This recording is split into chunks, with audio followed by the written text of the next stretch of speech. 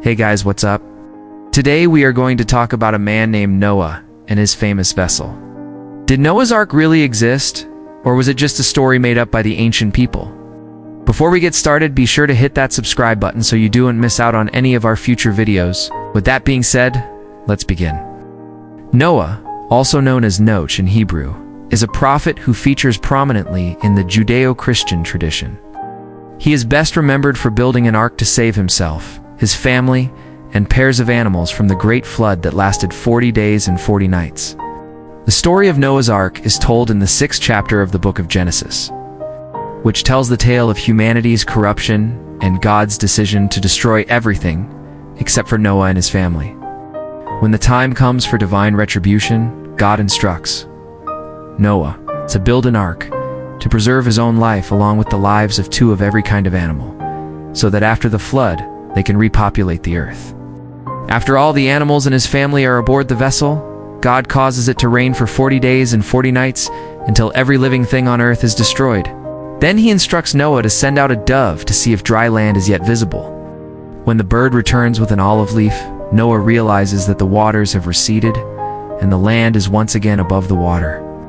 Finally, when the ark comes to rest on the mountains of Ararat, Noah sends out a raven, which never comes back.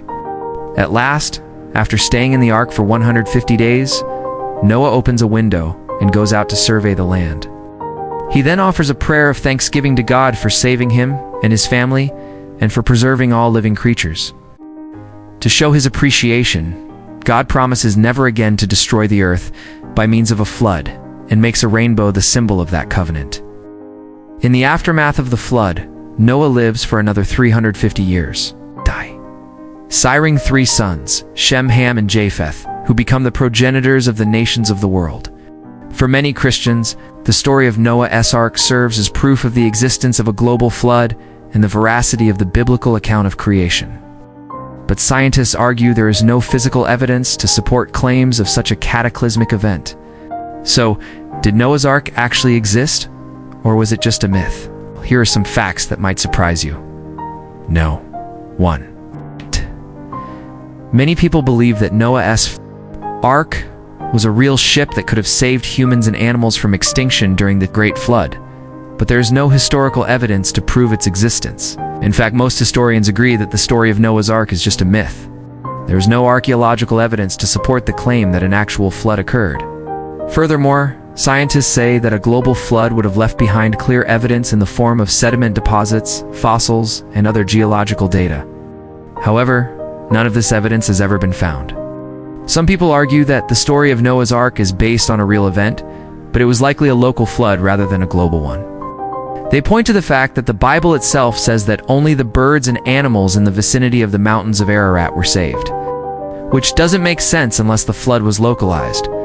Additionally, there are many stories of great floods in ancient Mesopotamian cultures, including the Epic of Gilgamesh, which predate the biblical account by centuries. This suggests that the story of Noah's Ark may have been inspired by a series of real events rather than a single catastrophic event. Ultimately, there is no definitive proof that Noah's Ark existed. However, the story continues to fascinate people around the world and has inspired countless works of art, literature, and film. Whether it is a true account of a miraculous event or a cautionary tale about the dangers of human sin, the story of Noah's Ark remains an important part of human history. Number 2. Even though many people believe that the Great Flood mentioned in the Bible was a worldwide event, others argue that it only affected a small area. Some even suggest that the flood may not have happened at all. However, the Bible is very clear that the floodwaters covered the entire earth. It says that it rained for 40 days and 40 nights, and that all living things were destroyed.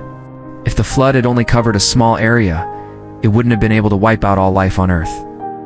Therefore, it is more likely that the Great Flood was a worldwide event. Number 3.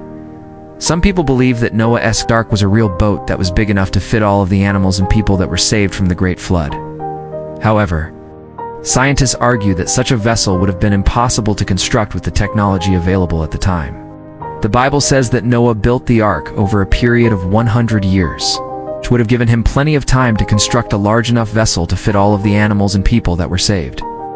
However, There is no evidence that Noah used advanced shipbuilding techniques or materials that would have been necessary to construct such a large boat. Additionally, the Bible says that the ark was made of gopher wood, which is a type of wood that is not strong enough to support the weight of large animals. Therefore, it is unlikely that Noah's ark was a real boat that was able to withstand the force of the floodwaters. No. 4. According to the Bible, Noah and his family survived the great flood by entering the ark and taking food and drink with them. However, scientists argued that this would not have been possible due to the amount of resources that would have been required to sustain them for the 150 days that they were in the ark. The Bible says that Noah brought 7 pairs of clean animals and 1 pair of unclean animals onto the ark, as well as food and drink for them. It would have taken an enormous amount of food and water to keep these animals alive, not to mention the food and water that Noah and his family would have needed to survive. Additionally, the Bible says that the floodwaters were so high that all of the land was covered. This means that there would have been no way for Noah and his family to obtain more food and water once they were in the ark. Therefore, it is unlikely that they would have been able to survive for 150 days without outside help. No. 5. According to the Bible, all living things on earth were wiped out during the Great Flood, with only those on Noah's ark surviving. However, scientists argued that this is not possible as there are many species of animals that would have been able to survive a flood, even if it had been global. Additionally, the fossil record shows that many species of plants and animals have remained unchanged for millions of years, which means that they would have been around long before Noah's time. Therefore, it is unlikely that all living things on earth were wiped out during the Great Flood. Number 6. In the story of Noah's Ark, it is said that after 150 days, the waters had receded enough for Noah to release a dove to see if dry land was visible.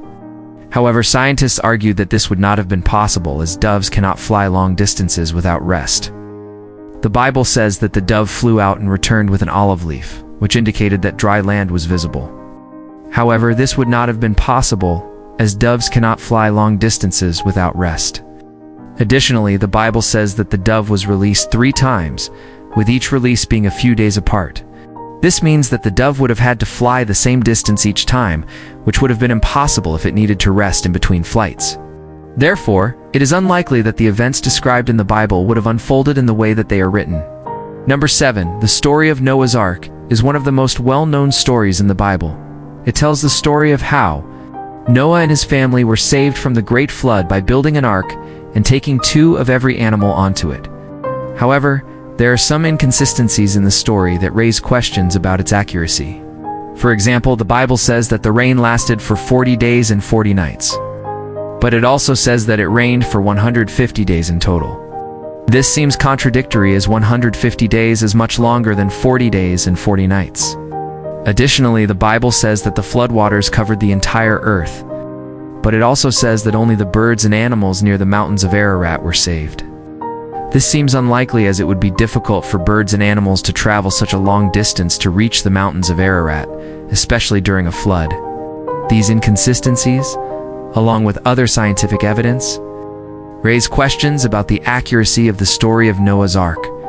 While it is a powerful story with important lessons about faith and obedience, it should be viewed as a religious text and not as a historical account. We hope you enjoyed learning about some of the secrets of Noah's Ark. Do you believe that Noah's Ark really existed? Let us know in the comments below.